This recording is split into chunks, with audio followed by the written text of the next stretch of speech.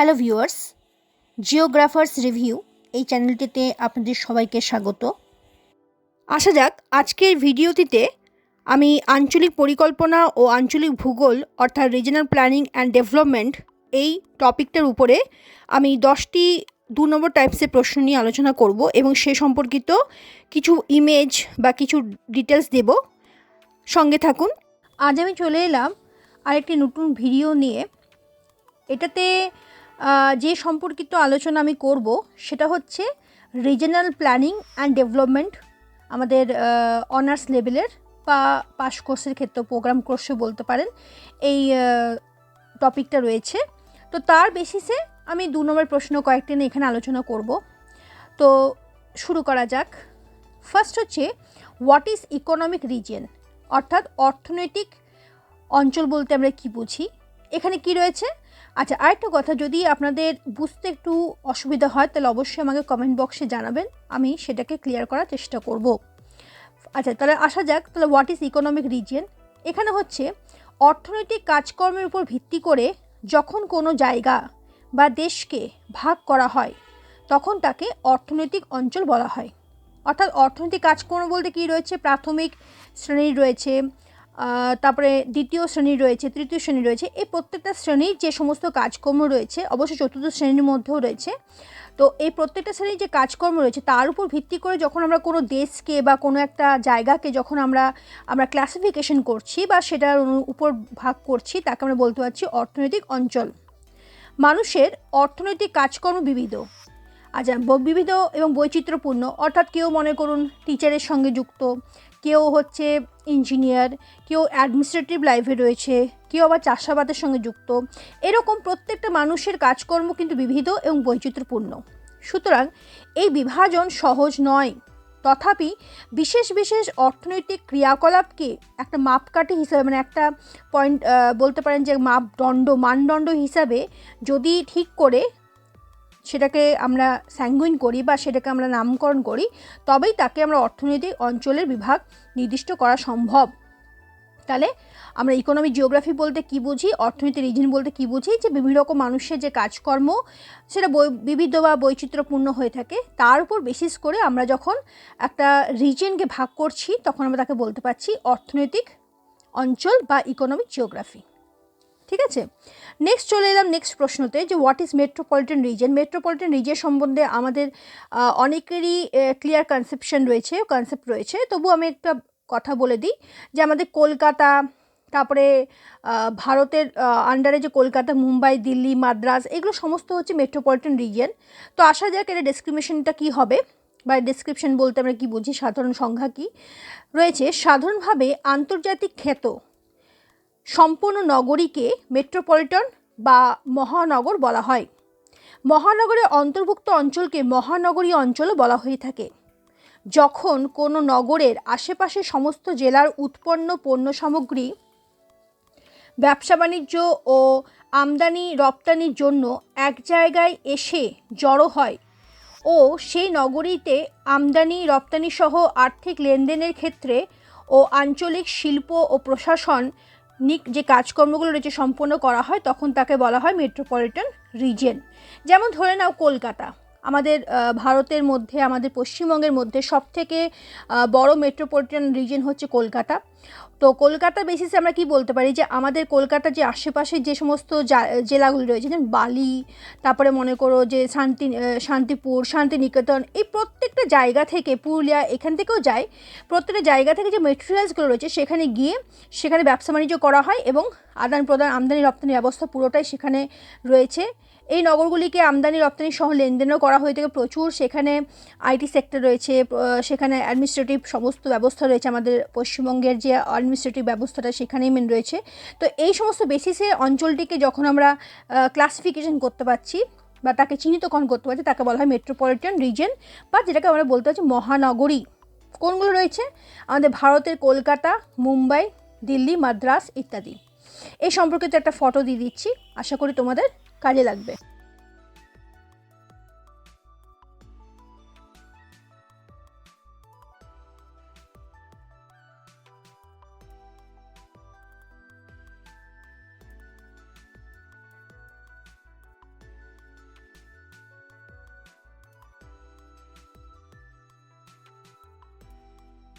আচ্ছা, পরের প্রশ্নটি হচ্ছে, what do you mean by industrial region, অর্থাৎ শিল্পাঞ্চল বলতে আমরা কি বুঝি? ঠিক আছে। আচ্ছা, শিল্পাঞ্চল বলতে কি বুঝি? শিল্পাঞ্চল বলতে বোঝায় কোনো একটি নির্দিষ্ট স্থানে একই ধরনের প্রাকৃতিক ও সাংস্কৃতিক উপযোগিতা, মানে তাদের যে প্রাকৃতিক যে এনভায়রনমেন্ট রয়েছে বা সাংস্কৃতিক এনভায়রনমেন্টটা মোটামুটি একই রকম থাকবে। তো প্রাকৃতিক ও সাংস্কৃতিক উপযোগিতাকে নির্ভর করে বিভিন্ন ধরনের শিল্প দ্রব্যের কারখানাগুলি পাশাপাশি যদি গড়ে ওঠে, মানে একসঙ্গে পাশাপাশি যদি গড়ে ওঠে, তবে তাকে আমরা কি বলতে পারছি? আমরা তাকে বলতে পারছি যে শিল্পাঞ্চল বা ইন্ডাস্ট্রিয়াল রিজন বলে আমরা তাকে অভিহিত করতে পারছি। ঠিক আছে। তবে এখানে নানা ধরনের কারখানা গড়ে উঠলেও একটি বিশেষ ধরনের প্রধান শিল্পের গুরুত্ব এই অঞ্চলে লক্ষ্য করা যায়। উদাহরণ হিসেবে বলা যেতে পারে, আমাদের দুর্গাপুর অঞ্চলের প্রধান শিল্প হচ্ছে লৌহ ইস্পাত শিল্প, ও কলকাতা শিল্পাঞ্চলের প্রধান শিল্প হলো পাট শিল্প। ঠিক আছে। ব্যাপারটা কনসেপশন খুবই ক্লিয়ার। যখন কী হচ্ছে, একটা নির্দিষ্ট অঞ্চলে সেখানকার প্রাকৃতিক আবহাওয়া বা সাংস্কৃতিক যে ব্যাকগ্রাউন্ড যদি সিমিলারিটি থাকে বা একই রকম থাকে, তবে তার উপর ডিপেন্ড করে যদি সেখানে একটা বিরাট ধরনের শিল্প গড়ে ওঠে এবং পার্শ্ববর্তী আরও ছোটো ছোটো শিল্প গড়ে ওঠে, তখন তো আমরা বলতে পারছি সেই অঞ্চলকে বলতে পারছি শিল্পাঞ্চল। যেমন দুর্গাপুর বলতে পারি, দুর্গাপুরের প্রধান শিল্প হচ্ছে লৌহ ইস্পাত শিল্প এবং কলকাতা শিল্পাঞ্চলের প্রধান শিল্প হলো পাট শিল্প। ঠিক আছে। এখানে যেহেতু নানান ধরনের কারখানা গড়ে ওঠে, তার জন্য একটি বিশেষ ধরনের প্রধান শিল্পকে ডিপেন্ড করে গড়ে উঠছে, মানে ওই শিল্পটা যেমন দুর্গাপুর শিল্পাঞ্চল যেটা রয়েছে সেটা লৌহ ইস্পাত শিল্পকেন্দ্রের উপর ডিপেন্ড করে গড়ে উঠেছে। মানে লৌহ যেখান থেকে কাঁচামাল আসবে বা লৌহ জাতীয় যে পদার্থগুলো রয়েছে বিক্রির জন্য একটা বাজার তৈরি হবে এবং সেগুলো এরকম জায়গায় ট্রান্সপোর্ট হবে, এর উপর ডিপেন্ড করে এটা গড়ে উঠছে। ঠিক আছে।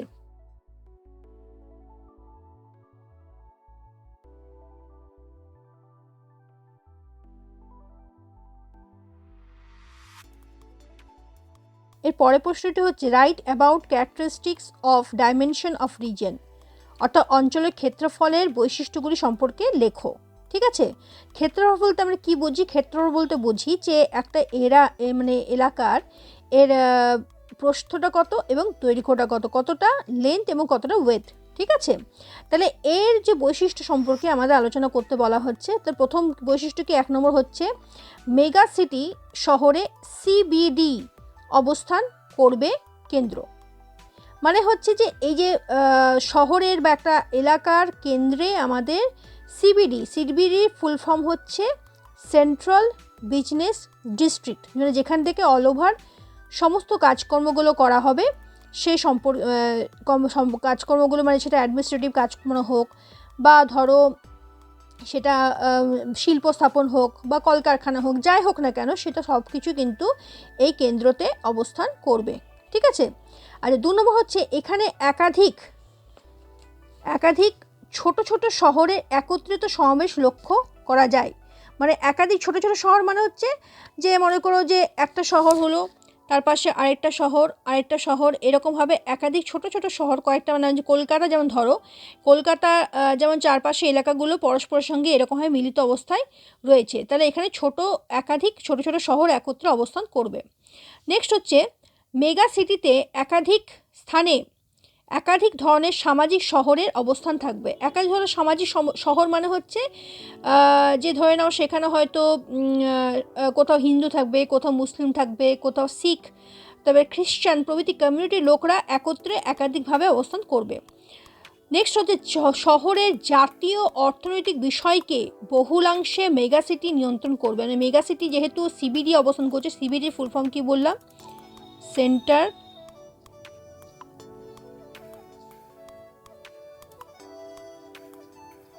বিজনেস ডিস্ট্রিক্ট, এটা হচ্ছে সিবিডির ফুল ফর্ম। ঠিক আছে। সেন্ট্রাল বিজনেস ডিস্ট্রিক্ট, এটা সিবিডি ফুল ফর্ম।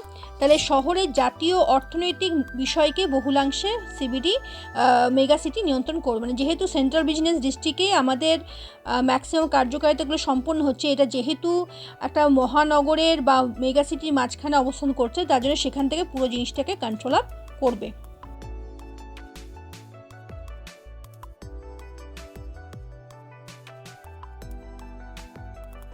পরের প্রশ্নে চলে আসছি সেটা হচ্ছে হোয়াট ইজ প্ল্যানিং রিজিয়ন বা পরিকল্পনা অঞ্চল বলতে আমরা কি বুঝি।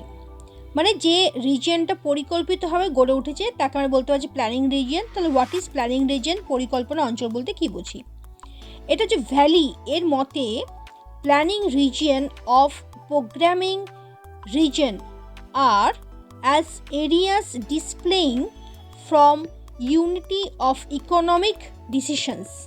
ঠিক আছে, অর্থাৎ প্ল্যানিং রিজন হচ্ছে বা পরিকল্পিত বা পরিকল্পনা সমূহ রিজন বলতে আমরা কী বুঝি, অঞ্চল বলতে কী বুঝি, যেটা কি হচ্ছে যে একটা প্রোগ্রামিং রিজন, মানে একটা প্রোগ্রামের মাধ্যমে করা হয়েছে এবং সেটা কি হচ্ছে যে একটা ইকোনমিক যে ডিসিশন রয়েছে, ডিসিশনগুলোকে একত্রিতভাবে একটা রিজনকে বলো, ধরে নাও যে কোনো ইকোনমিক রিজনে করা হয়েছে বা ইউনিফর্ম রিজনে করা হয়েছে বা ফাংশন রিজনে করা হয়েছে। তো যেটা আমাদের প্ল্যানিং বেস রয়েছে সেই সমস্ত রিজনকে বলতে পারছি আমরা প্ল্যানিং রিজন বা পরিকল্পনা অঞ্চল। আচ্ছা, এখানে বাংলাতে একটু বলে দিই, পরিকল্পনা অঞ্চল হলো এমন একটি অঞ্চল যেখানে অর্থনৈতিক সিদ্ধান্তগুলিকে প্রকাশ করা হয়।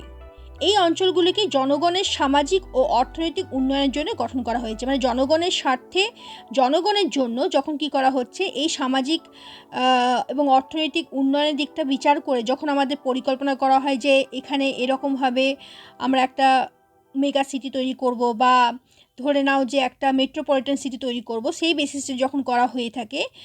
কারণ কলকাতা আগে 3টি গ্রামের সমন্বয়ে গঠিত ছিল, পরবর্তী সময় সেই জায়গাগুলোকে একসঙ্গে একত্রিত করতে করতে কী হয়েছে, বর্তমান কলকাতায় পরিণত হয়েছে এবং বর্তমানে কলকাতা আমাদের পশ্চিমবঙ্গের রাজধানী হিসেবে সূচিত। তো যাই হোক, তো এখানে কলকাতার মধ্যে কী হয়েছে, সমস্ত বলতে পারো যে তোমাদের কার্যাবলী, সেটা অফিসিয়াল কাজ হোক, অ্যাডমিনিস্ট্রেটিভ কাজ হোক বা শিল্প জাতীয় কাজ যা হোক না এখান থেকে হয়ে থাকে, তখন সে অঞ্চলকে আমরা বলে উঠতে পারি পরিকল্পনা রিজন বা প্ল্যানিং রিজন। ঠিক আছে,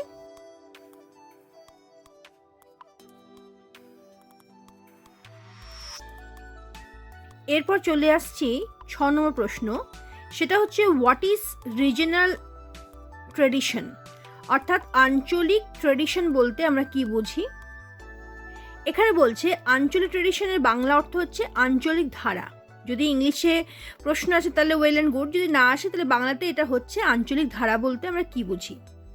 কি বলছে, ভূগোলের আলোচনায় যে ধারায় অঞ্চলকে ভিত্তি করে যাবতীয় বিবরণ, বিশ্লেষণ ও ব্যাখ্যা করা হয় তাকে ভূগোলের আঞ্চলিক ধারা বলা হয়।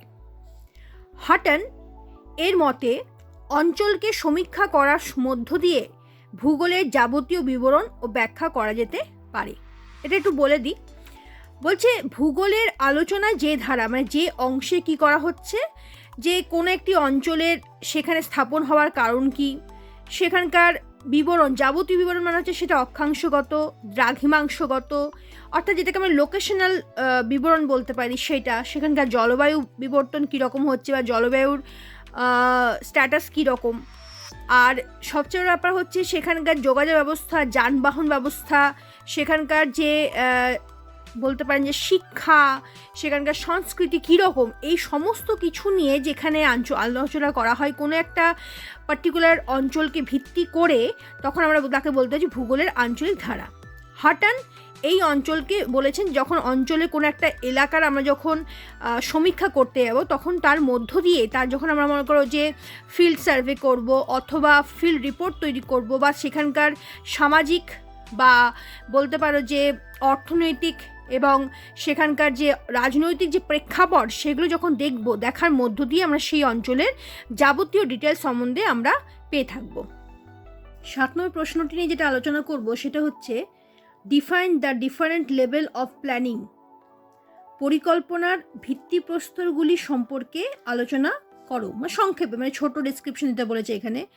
আচ্ছা, এখানে একটা কথা বলে রাখি তোমাদের, সেটা হচ্ছে যে এই যে ডিফারেন্ট লেভেলস অফ প্ল্যানিং, এইটা কিন্তু ব্রড প্রশ্ন আসতে পারে, মানে 5ও আসতে পারে অথবা 10 নম্বর প্রশ্ন আসতে পারে। তবে আমি এখানে 2 নম্বরের মতোই করেছি, যেহেতু তোমাদের এই টপিকটা একটু বড়, যার জন্য আমি আরেকটু ডিসক্রিপশনভাবে দিয়ে দিয়েছি, যদি তোমাদের কিছু হেল্পফুল হয় সেই অর্থে। তাহলে চলে আসছি উত্তরটাতে। কি বলছে, পরিকল্পনার ক্ষেত্র স্তরায়ন খুবই জটিল। মানে কোনো একটা প্ল্যানিং করতে গেলে সে সম্পর্কিত যে প্ল্যানিংয়ে যে সিস্টেম বা লেভেলগুলো সেটা খুবই জটিল। তবুও প্রশাসনিক অঞ্চলগুলোকে ভিত্তি করে পরিকল্পনাগুলিকে নিম্নলিখিত স্তরে ভাগ করা যেতে পারে। মানে প্রশাসনিক মানে হচ্ছে কোন ধরনের, মানে ন্যাশনাল না ইন্টারন্যাশনাল, না ধরো যে স্থানীয়ভাবে, না জেলা ভিত্তিক পরিকল্পনা করা হচ্ছে, সেই বেসিসে সেগুলোকে বলা হয় প্রশাসনিক অঞ্চল। সেই অনুযায়ী আমরা পরিকল্পনার ক্ষেত্র স্তরায়নগুলোকে আমরা ডিফাইন করতে পারছি বা বিভিন্ন রকম লেভেল সম্বন্ধে আলোচনা করতে পারছি। ঠিক আছে, প্রথম লেভেলটা দেখো চলে এসেছি, সেটা হচ্ছে জাতীয় স্তরে পরিকল্পনা, যেটাকে ন্যাশনাল লেভেল প্ল্যানিং বলা হয়ে থাকে। এটা কি বলছে যে কোনো দেশের পরিকল্পনা যখন অর্থনৈতিক বা প্রাকৃতিক পরিকল্পনার মাধ্যমে সমগ্র দেশের মধ্যে প্রণীত হতে দেখতে পাওয়া যায়, তাকে জাতীয় স্তরে পরিকল্পনা বলে আখ্যা দেওয়া হয়ে থাকে। কি বললাম, যে কোনো দেশ, মনে করো ভারতবর্ষে একটা পরিকল্পনা গ্রহণ করা হলো সেখানকার অর্থনৈতিক দিক থেকে অথবা প্রাকৃতিক পরিকল্পনার দিক থেকে। এর মাধ্যমে যেমন ধরো রিসেন্ট আমরা জানি কোভিড-19, তো কোভিড-19 সরকারের তরফ থেকে যখন পরিকল্পনা গ্রহণ করা হলো যে সব দিকেই একটা কারফিউ হবে বা কিছু রেস্ট্রিকশন থাকবে, সেটা কিন্তু গোটা দেশেই কিন্তু পালিত হলো। ঠিক আছে, ঠিক সেই রকম কোনো দেশের যখন একটা মেন বডি বা মেন গভর্নমেন্ট বডি যখন একটা পরিকল্পনা গ্রহণ করে থাকে, তখন তো আমরা বলতে হচ্ছে ন্যাশনাল লেভেল প্ল্যানিং বা জাতীয় স্তরে পরিকল্পনা। এটা আবার 3 প্রকারের। একটা হচ্ছে স্বল্পমেয়াদী, মানে কিছুদিনের জন্য স্টে রইলো। একটা হচ্ছে দীর্ঘমেয়াদী, মানে চলেই যাবে। যেমন আমাদের যে মনে করো জনধন প্রকল্প রয়েছে, বা ধরে নাও যে বিভিন্ন রকম সরকারের যে প্রকল্পগুলো সেটা দীর্ঘমেয়াদে চলবে, বহু বছর ধরে চলবে। আচ্ছা, মেয়াদী মানে হচ্ছে যেটা মিডল টার্ম বা কিছু সময়ের জন্য চলবে সেটা। ঠিক আছে, তাহলে এরকমভাবে আমরা কি করতে পারছি, জাতীয় স্তরে পরিকল্পনাকে আমরা 3টি ভাগে ভাগ করতে পারছি। এটা অল্প বা স্বল্পমেয়াদী পরিকল্পনা, 2 নম্বর হচ্ছে দীর্ঘমেয়াদী পরিকল্পনা, 3 নম্বর হচ্ছে মধ্যমেয়াদী পরিকল্পনা। ঠিক আছে, এরপর নেক্সট চলে আসছি আরেকটা দিকে, সেটা হচ্ছে যে আমি আগেই বললাম যে আমাদের পরিকল্পনাকে আমরা কয়েকটি ভাগ ভাগ করেছি। প্রথম ভাগটা দেখলাম যেটা হচ্ছে জাতীয় স্তরে বা জাতীয় লেভেলে করা হচ্ছে। নেক্সট হচ্ছে স্থানীয় স্তরে পরিকল্পনা, লোকাল লেভেল প্ল্যানিং। মধ্যবর্তী স্তরে পরিকল্পনা, যেটাকে বলা হয় ইন্টারমিডিয়েট লেভেল প্ল্যানিং।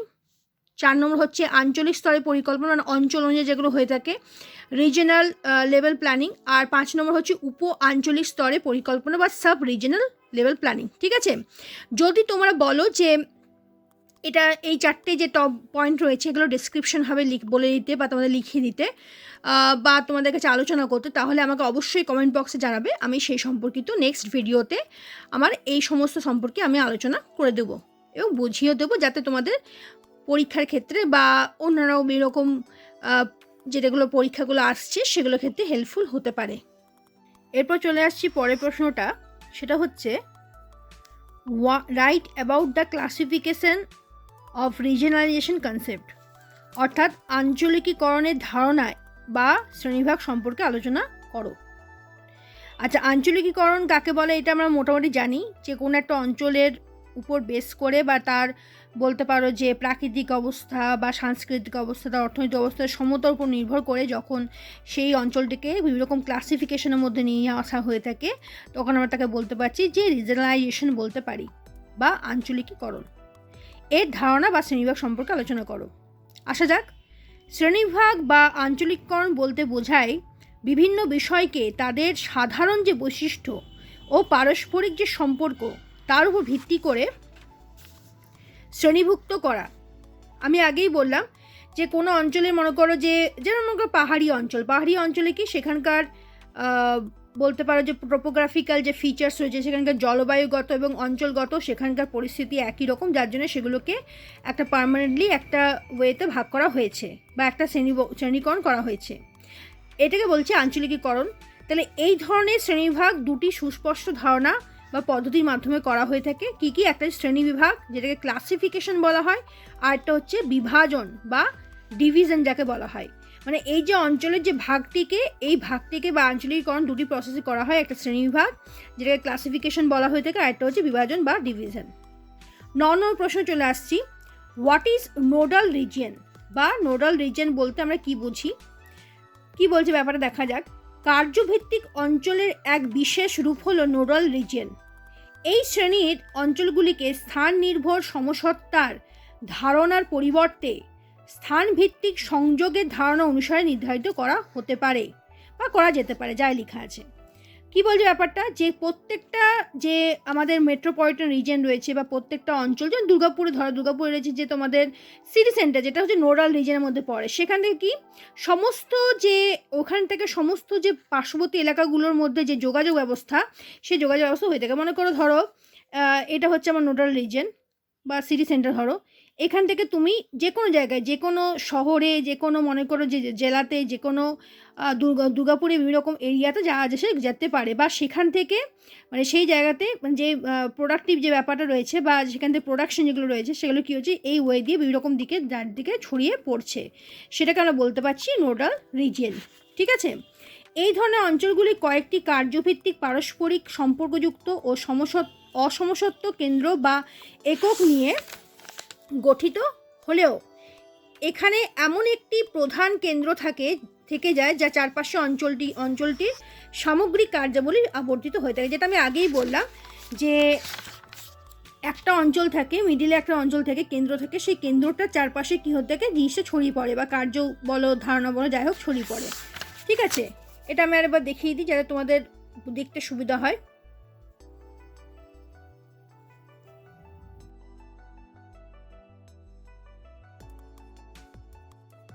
এরপর আমরা চলে এসেছি আমাদের শেষ প্রশ্নের দিকে, সেটা হচ্ছে দুর্গাপুর শিল্পাঞ্চলের শিল্পোন্নতির হার এত কম কেন? Why the rate of industrial growth is down for, কিসের জন্য? দুর্গাপুর বা দুর্গাপুর ইন্ডাস্ট্রিয়াল রিজনের জন্য বলতে পারো। এখানে কি বলছে যে দুর্গাপুর শিল্পাঞ্চল ভারতের অন্যতম শিল্পাঞ্চল রূপে পরিগণিত হলেও এই শিল্পাঞ্চলের শিল্পোন্নতির হার মুম্বাই, পুনে, বেঙ্গালুরু এর অপেক্ষায় যথেষ্ট কম। আমরা জানি দুর্গাপুর একটা বিরাট শিল্পাঞ্চল নামে নিজের নাম অস্তিত্ব রয়েছে আমাদের মানে জিওগ্রাফির বইতে। তো সেখানে তবু তার রেটিংটা মানে তার শিল্পের উন্নতির হার কী হচ্ছে মুম্বাই, পুনে, বেঙ্গালুরু থেকে অনেকটাই কম।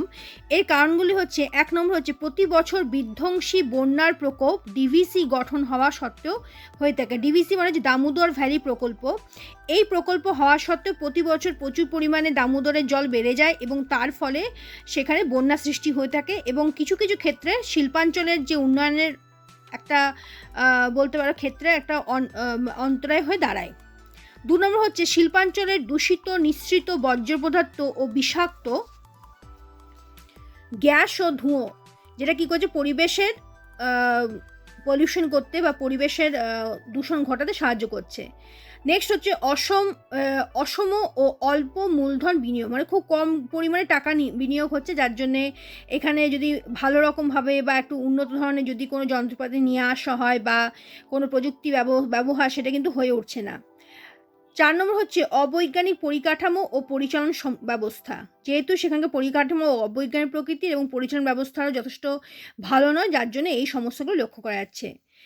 তারপরে হচ্ছে নেক্সট হচ্ছে কি ভূমিভাগ ধসে যাওয়ার জন্য এবং আসানসোলে বৃষ্টিপাতের পরিমাণ কম হওয়ায় পশ্চিমবঙ্গের মধ্যে সবথেকে গরম আবহাওয়া এখানে আমরা লক্ষ্য করতে পারি, দেখা যায়, এটা মানে লক্ষ্য করতে পারি। ঠিক আছে, বা দেখা যায়।